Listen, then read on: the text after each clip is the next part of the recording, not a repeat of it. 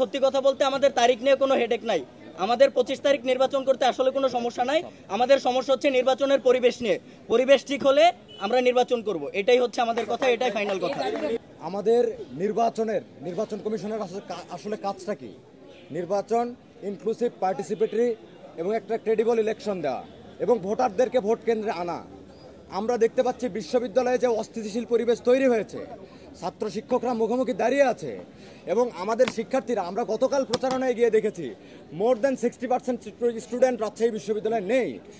তারা যে চলে গেছে, যে ভোটাররা হচ্ছে প্রাণভোমরা, তাহলে নির্বাচন কমিশন কি ভোটারদের বাদ রেখে নির্বাচন করতে চায়?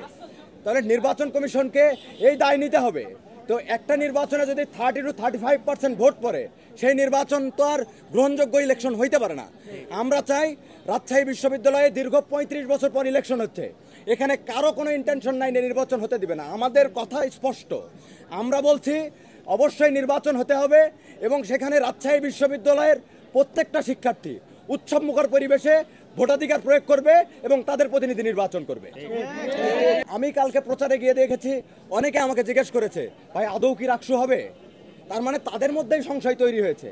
তো সেই জায়গা থেকে তারা মনে করছে বিশ্ববিদ্যালয় আরও অস্থিতিশীল হইতে পারে পোষ্যকোটাকে কেন্দ্র করে, যেহেতু এখানে যারা কর্মকর্তা কর্মচারীরা আছে তারা এখানকার লোকাল অনেকেই। আপনারা দেখবেন যে গত পরশু আমাদের যে শিক্ষার্থীরা অনশনে বসেছিল তাদের ওপরে একটা অংশ কিভাবে হামলে পড়েছে এবং তাদেরকে অনেকে ফিজিক্যালি অ্যাসল্ট করেছে।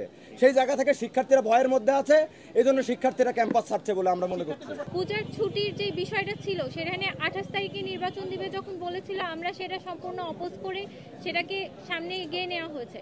25 তারিখ নিয়ে আমাদের মনে শঙ্কা ছিল, কিন্তু আমরা ক্যাম্পাসে যে উৎসবমুখর পরিবেশটা দেখেছিলাম, আমরা আশা করেছিলাম যে না, ভোটাররা থাকবে। কিন্তু এই অবস্থায় যখন কমপ্লিট শাটডাউনের মতো কর্মসূচি এসেছে এবং ক্লাস পরীক্ষা সব বন্ধ, এই পরিবেশে আসলে আর শিক্ষার্থীদেরকে ক্যাম্পাসে ধরে রাখাটা সম্ভব হচ্ছে না।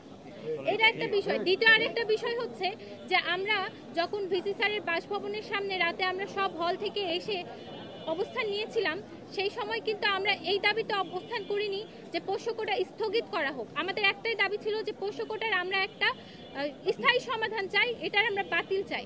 কিন্তু পরের দিন সিন্ডিকেট মিটিংটা কী নিয়ে হলো আমরা জানি না, পোষ্যকোটার যে ডিসিশনটা সেটা স্থগিত পর্যন্তই থেকে গেল, সেটা বাতিল হলো না।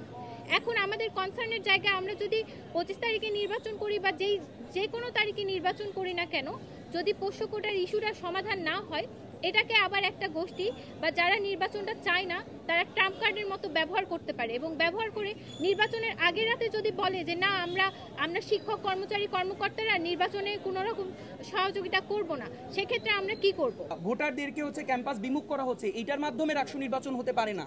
কিন্তু আমরা প্রত্যেকটা মানুষই আসলে রাকসু নির্বাচন চাচ্ছি। রাজশাহী ইউনিভার্সিটি এখানে প্রত্যেকটা প্রতিনিধি তারা আসলে কি পরিমাণ আনন্দমুখর পরিবেশে আসলে পরিশ্রমগুলো করেছে আপনারা জানেন। এবং দেখেন আমাদের যে মেয়ে প্রতিনিধিরা আছে, আপনারা জাস্ট এটা বলেন, ক্যাম্পাস যদি এরকম অস্থিতিশীল থাকে তাহলে মেয়ে প্রতিনিধি নিরাপত্তাটি কারা দিবে? এই জায়গাটা বড় কনসার্ন। বিশ্ববিদ্যালয় প্রশাসন, রাকসু কমিশন, নির্বাচন কমিশনার, বিশ্ববিদ্যালয়ের প্রত্যেকটি শিক্ষার্থীর এটি নৈতিক দায়িত্ব আমাদের যে মেয়ে শিক্ষার্থীরা, মেয়ে প্রতিনিধিরা আছে, মেয়ে ভোটাররা আছে, এদের নিরাপত্তার ব্যবস্থা করা। ক্যাম্পাস অস্থিতিশীল থাকায় আমরা বিশ্বাস করি এটিও আসলে আমাদের জন্য বড় একটি প্রশ্নবোধকের জায়গা। এই প্রত্যেকটি বিষয় আগে যেমন আনন্দমুখর অংশগ্রহণমূলক একটি পরিবেশের কথা আমরা যাচ্ছিলাম, ওই জায়গাটা গেলে অবশ্যই আমরা রাকসু নির্বাচন করছি।